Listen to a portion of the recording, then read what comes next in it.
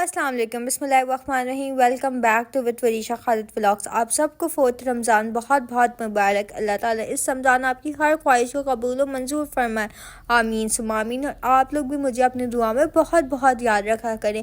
यहाँ मैंने मम्मा के साथ सहरी की तैयारी शुरू कर दी थी, और सहरी की तैयारी थोड़ी ज़्यादा होती है क्योंकि कारपेंटर्स भी रात भर काम करते हैं, तो उनकी भी सहरी प्रिपेयर करनी होती है और हम 5-6 लोगों की भी सहरी प्रिपेयर करनी होती है। तो टोटल 9 लोगों की कभी सहरी प्रिपेयर करते हैं, कभी 7 लोगों की सहरी प्रिपेयर करते हैं। डिपेंड करता है कि कारपेंटर कितने हैं। कभी 2 कारपेंटर आते हैं, कभी 4 कारपेंटर आते हैं।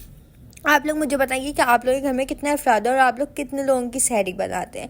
मुझे तो सहरी बनाने में भाई बहुत मज़ा आता है। मैं मम्मा को बोलती हूँ कि मुझे 3 बजे उठा दिया करें ताकि मैं आपके साथ सहरी बनाऊँ और आपकी हेल्प करूँ। पर मुझे सहरी बनाने में पर्सनली बहुत मज़ा आता है। इतना कोई सुकून का माहौल होता है सहरी में, बिल्कुल सन्नाटा हो होता है। पहले जो हमारे बचपन की सहरियाँ होती थी ना, वो बहुत एक मज़े की सहरियाँ होती थी। रात भर हमारी स्ट्रीट पे सब जो है क्रिकेट खेल रहे होते थे, एंजॉय कर रहे होते थे। लेकिन अब सबकी लाइफ बहुत चेंज हो गई है। जितने भी बड़े लोग थे हमारी स्ट्रीट में, वो अब सब out of city, out of country shift हो गए। तो उस वजह से अब बहुत सन्नाटा हो रहा है। अब न्यू जनरेशन आ रही है, लेकिन न्यू जनरेशन है वो आजकल बहुत फ़ोन ओरिएंटेड है, सोशल मीडिया ओरिएंटेड है। तो वो लोग सब ऑनलाइन गेम्स वगैरह खेल रहे होते हैं, ऑनलाइन सोशल मीडिया पे होते हैं। तो आजकल थोड़ा आउटडोर एक्टिविटीज़ का इतना कोई रुझान नहीं है, और पेरेंट्स भी आजकल परमिशन नहीं देते। लेकिन अच्छी बात है, हर जनरेशन की अलग अलग चीज़ें होती हैं। We should appreciate all kind of generation, जो भी उनकी चीज़ें हैं। ऐसा नहीं होना चाहिए कि हम माइंड अपना ये रखें कि क्यों कर रहा है ऐसा। और बाकी ये जो है सहरी प्रिपेयर कर ली थी। सबसे पहले हम लोग सहरी ऊपर कारपेंटर्स के लिए भेज देते हैं। तो ये देखें, उनका हमने आज सहरी में बनाया था निहारी। निहारी बनाई नहीं थी, निहारी मैंने जाहिद रेस्टोरेंट है ना, जो जाहिद निहारी स्पेशल है तारिक रोड की, वो मैं जब तारिक रोड गई थी ना, मैंने 2 पार्सल्स ले लिए थे। तो मैंने एक रमज़ान के लिए लिया था और एक मैंने लिया था उस दिन खाने के लिए।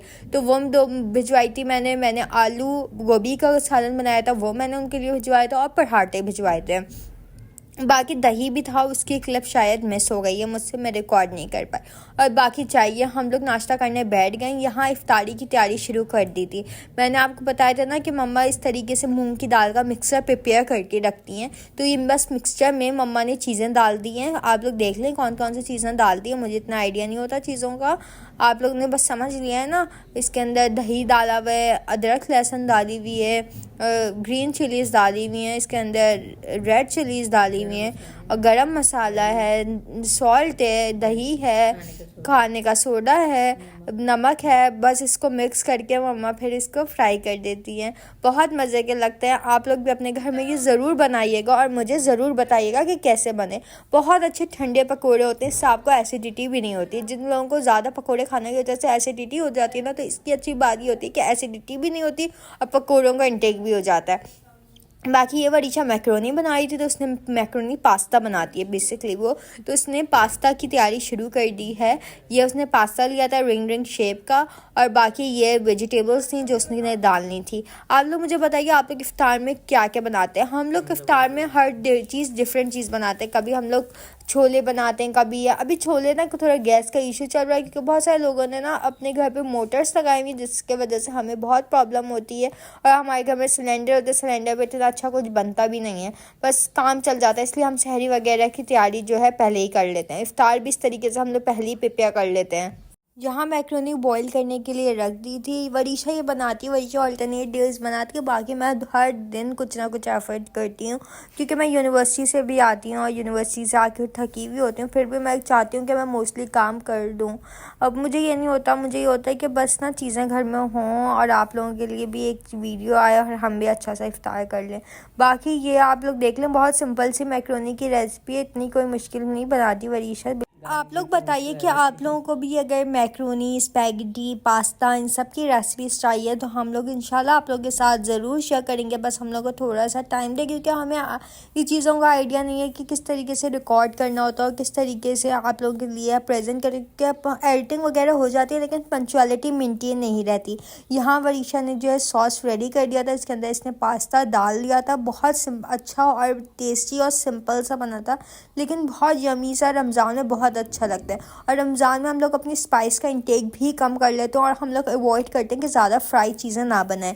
हम लोग चीज़ यूज़ करते हैं कि मतलब इस तरीके से हम लोग सॉलिड चीज़ें बना लें, लेकिन ज़्यादा ऑयली चीज़ें ना बनाएं, क्योंकि ऑयली फैट इंटेक भी बहुत ज़्यादा हो जाता है। लेकिन फिर भी कुछ ना कुछ ऑयल तो घर में ज़रूरी बन जाता है, मतलब पकौड़े देख लें, समोसे देख लें, ये सब ऑयली चीज़ें होती हैं, लेकिन ये भी बन ही जाती है क्योंकि मतलब घर में ज़्यादातर लोगों को यही पसंद है। स्पेशली मेरे भाई को, मतलब उससे बगैर समोसे और रोल से तो उसको इफ्तार होता ही नहीं है।